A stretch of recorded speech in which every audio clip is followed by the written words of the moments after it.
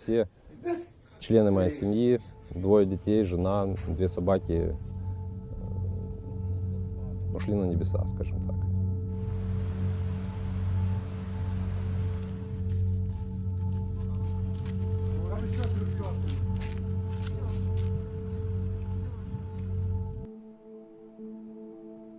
To give some background, I'm a 28-year-old software developer from Kiev.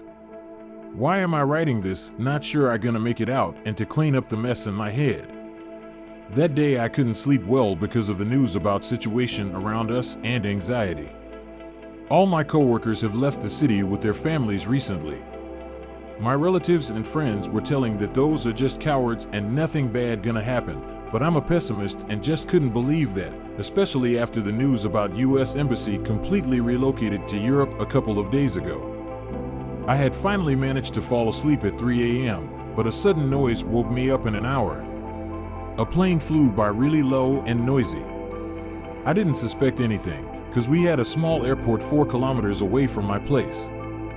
A small earthquake in a minute didn't surprise me as well. I thought the neighbors are fighting again or just dropped something big on the floor. My war started at 7 when my fiance's mother called us to notify that we are getting bombed. I convinced her that those are fake news and we are pretty much okay. However, after reading some news and officials' Facebook channels, we understood that indeed we got massive rocket launches at airfields all over the country. I was talking to my fiancé as calm as I could that we need to run out of the city, better out of the country. Quick scan of news got me a map of rocket launches that showed that every region of our country except far west got bombed. My hands were shaking and I couldn't breathe well.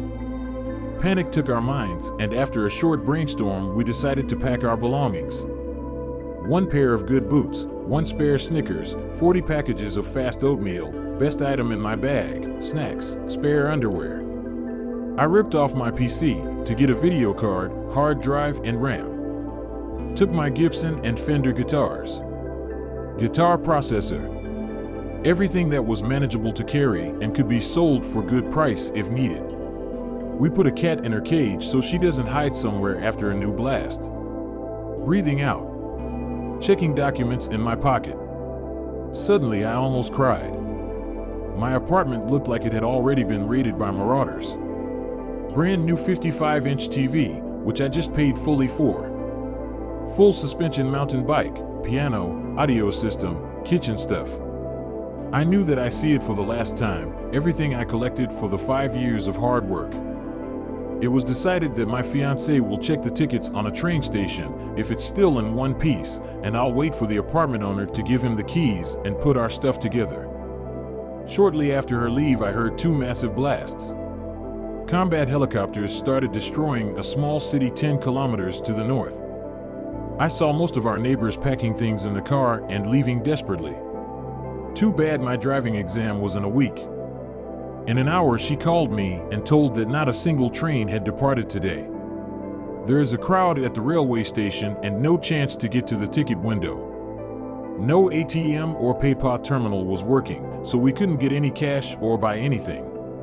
2 more explosions outside made me go prone. It felt closer, like 5 kilometers away. Funny thing, rockets doesn't sound like in the movies. The sound is alike to boiling kettle. I'm still afraid of kettle's BTW. And low-flying planes make me find cover. I told her to go home and grab the things. We took the things, Kat left the keys to an apartment owner and left. When we got to the city center, there were no police or militia anymore. They had gone to defend northern suburbs. Many people were just getting drunk, singing or casually walking with the dog. Mind-blowing. I heard a siren, air alarm. There were no place to hide on a wide square, 1 mile away from the closest subway.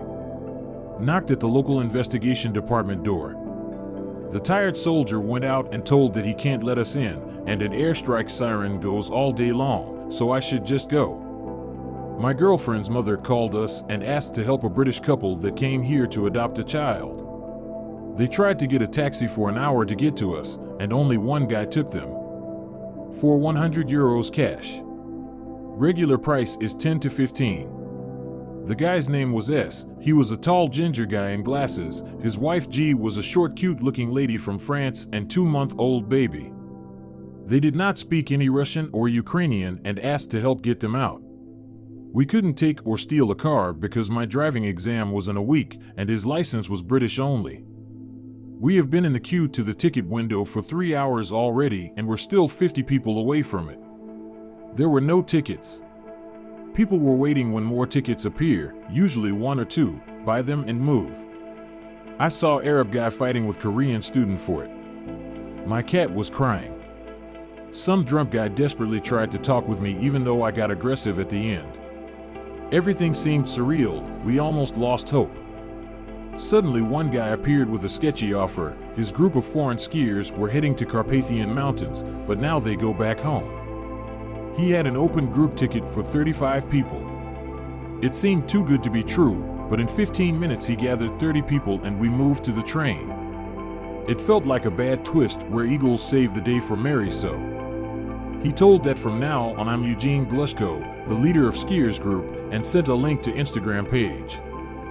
Passed me a ticket, took our money and hopped out before train to Lviv departed.